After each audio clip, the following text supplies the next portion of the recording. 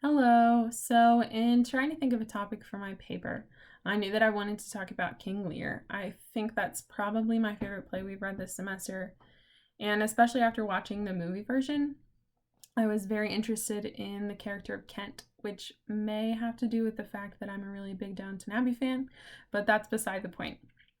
So, when you think about Kent, probably the most important characteristic about him is his loyalty and his loyalty to his king, which is interesting because the play starts out with Kent sort of defying, or at least trying to show Lear his error, which results in Lear banishing him and telling him, "You need to get out of my sight.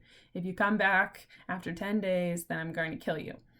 So calling Kent loyal, knowing just that, makes it seem like there might be some sort of contradiction.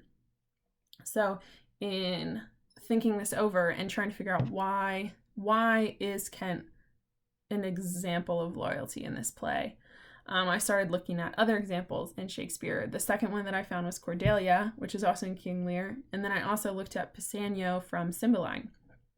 And what I found in looking at these examples of characters who are supposed to be truly loyal is that true loyalty doesn't always look like blind obedience or following your authority figure with your mouth shut and a smile, or even unconditional submission.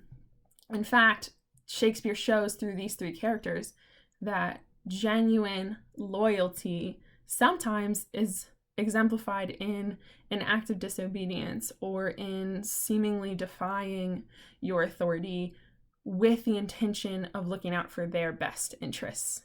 And I think Kent is the best example of this, and he's the primary example throughout my paper. In an article that I reference called Service in King Lear, it's from Shakespeare Quarterly, and it's by Jonas Barish and Marshall Waingro. They explain Kent's sort of moral code in two commandments, and that being his absolute loyalty to his king and absolute loyalty to the truth. And that can be found throughout the play, and that even when Kent tries to show the truth to Lear and tries to show him where he's going wrong and keep him from making a really big mistake, he doesn't abandon Lear. Even though Lear acts rashly and banishes Kent, he sticks by him throughout the rest of the play.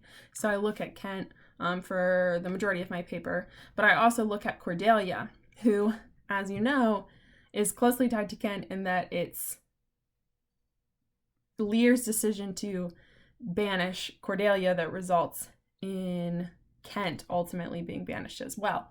So with Cordelia, she's asked this question by Lear, "How much do you love me?" And her two older sisters give extravagant, exaggerated, ingenuine answers. And then when it comes to her, she is only able to say, "I love you as much as I'm supposed to love you." And Lear takes that as very prideful, but Cordelia sees this as wanting to be genuine and wanting to stick to the truth. More than she wants to obey her father, she wants to be true to him and not lie to him. So I look at her as an example of loyalty, and how in the end of the play, even though her sisters were the ones that proclaimed this love for their father, she ends up being the better example of loyalty. And the third example that I looked at was Pisanio, and he's Posthumus' servant in Cymbeline. And Pisanio's act of disobedience is when Posthumus is tricked into believing that Imogen has been unfaithful to him. He tells Pisanio to murder Imogen. Pisanio at first goes along with this, but then, because he can't believe that Imogen would possibly be unfaithful to Posthumus, he refuses to kill her. And even when Imogen herself tells Pisanio, "You're being a bad servant, if you don't kill me," Pisanio refuses. And then he comes up with this plan to fake Imogen's death in order to give Posthumus a chance to repent. And Posthumus, when he finds out about Imogen's alleged death, he even says himself, "Pisanio, a better servant, would have only followed a moral command, would have only followed a command that looked out for my best interests." Of course, the dramatic irony is that Pisanio is that loyal servant. He didn't kill Imogen, and that's revealed later in the play. But I just thought it was really interesting to look at these three examples and to see how something that at first may seem like disobedience actually ends up being, not only are these characters loyal despite their act of obedience, but they're actually loyal because of their disobedience. But anyways, I hope you enjoyed my short video, and good luck on finals.